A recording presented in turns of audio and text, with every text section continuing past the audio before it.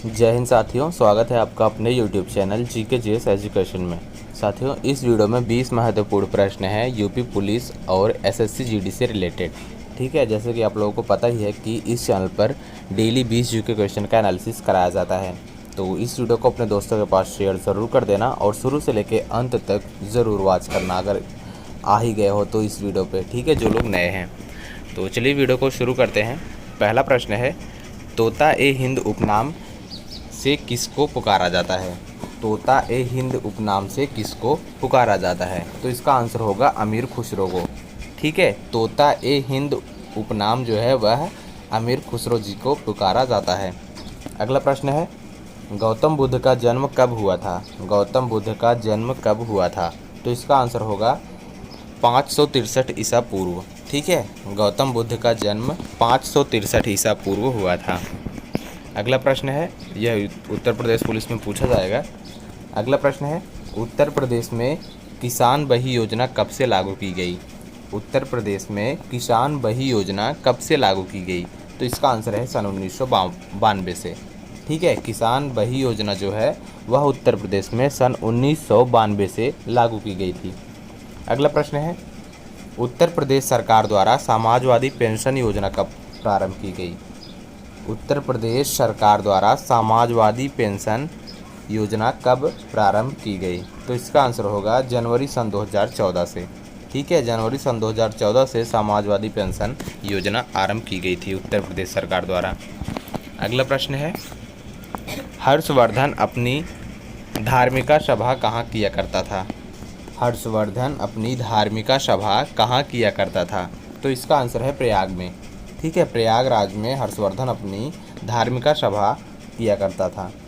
अगला सवाल है, गौतम बुद्ध ने अपना प्रथम उपदेश कहाँ दिया था? यह बहुत ज़्यादा इम्पोर्टेंट प्रश्न है। ठीक है, यह कॉमन प्रश्न है, बहुत बार पूछा जा चुका है यूपी पुलिस में कि गौतम बुद्ध ने अपना प्रथम उपदेश कहाँ दिया था? तो इसका आंसर होगा सारनाथ में। ठीक है, गौतम बुद्ध ने अपना प्रथम उपदेश सारनाथ में दिया था। अगला प्रश्न है, पोजिट्रा की खोज किसने की थी? यह भी बहुत ज़्यादा इम्पोर्टेंट प्रश्न है, मोस्ट इम्पोर्टेंट प्रश्न है।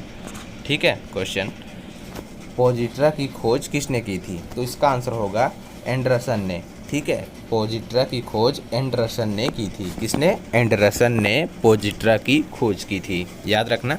अगला प्रश्न है, दूध की शुद्धता किससे मापी जाती है? दूध की शुद्धता किससे मापी जाती है? तो इसका आंसर होगा लैक्टोमीटर से, याद रखना। दूध की शुद्धता लैक्टोमीटर से मापी जाती है। अगला सवाल है, जब दो इलेक्ट्रॉन एक ही कक्षा में होते हैं तब उनमें से क्या पाया जाता है? जब दो इलेक्ट्रॉन एक ही कक्षा में होते हैं तब उनमें क्या पाया जाता है? तो उनमें विपरीत चक्रण पाया जाता है। क्या? विपरीत चक्रण पाया जाता है। अगर कोई दो इलेक्ट्रॉन एक ही कक्षा में हैं, जैसे ये एक ही कक्षा में दो इलेक्ट्रॉन हैं, तो उसमें विपरीत, ठीक है, एक दूसरे के विपरीत ऐसे चक्रण पाया जाता है। ठीक है, अगला सवाल है, परमाणु सिद्धांत की खोज किसने की थी? परमाणु सिद्धांत की खोज किसने की थी? तो इसका आंसर है जॉन डाल्टन ने। ठीक है, जॉन डाल्टन ने परमाणु सिद्धांत की खोज की थी। अगला सवाल है, ऐसे दो तत्व जिनमें इलेक्ट्रॉनों की संख्या अलग अलग हो किंतु द्रव्यमान संख्या समान हो, वह क्या कहलाता है? ऐसे दो तत्व जिनमें इलेक्ट्रॉनों की संख्या अलग अलग हो, ठीक है, और द्रव्यमान संख्या समान हो, तो उसे क्या कहलाता है? तो उसे कहते हैं हम समभारिक। ठीक है, समभारिक कहलाता है। अगर कोई इलेक्ट्रॉन की संख्या अलग अलग है और द्रव्यमान की संख्या समान हो तो उसे हम समभारिक कहते हैं। अगला सवाल है, किस विदेशी यात्री ने भारत का दौरा सबसे पहले किया था? किस विदेशी यात्री ने भारत का दौरा सबसे पहले किया था? तो इसका आंसर होगा मेगास्थनीज ने। ठीक है, मेगास्थनीज एक यात्री था जिसका नाम मेगास्थनीज था, जो कि भारत का दौरा सबसे पहले किया था। अगला सवाल है, शून्य की खोज किसने की थी? शून्य की खोज किसने की थी? तो इसका आंसर होगा आर्यभट्ट ने। ठीक है, आर्यभट्ट ने शून्य की खोज की थी, याद रखना, शून्य की खोज आर्यभट्ट ने की थी। अगला सवाल है, ध्वनि का तारत्व किस पर निर्भर करता है? ध्वनि का तारत्व किस पर निर्भर करता है? तो वह आवृत्ति पर निर्भर करता है। ठीक है, ध्वनि का जो तारत्व होता है वह आवृत्ति पर निर्भर करता है।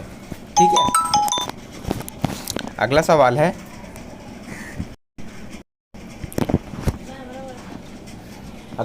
है, ध्वनि तरंगों की प्रकृति कैसी होती है?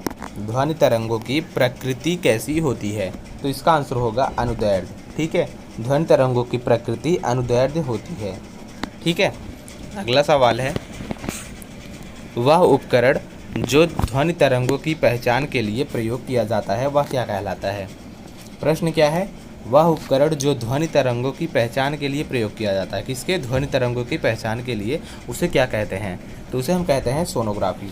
ठीक है, सोनोग्राफी जो है वह ध्वनि तरंगों की पहचान के लिए प्रयोग किया जाता है। अगला सवाल है, ध्वनि का वेग अधिकतम किस में होता है? ध्वनि का वेग अधिकतम किस में होता है, किस में पाया जाता है? तो वह धातुओं में पाया जाता है। ठीक है, ध्वनि का वेग अधिकतम धातुओं में पाया जाता है।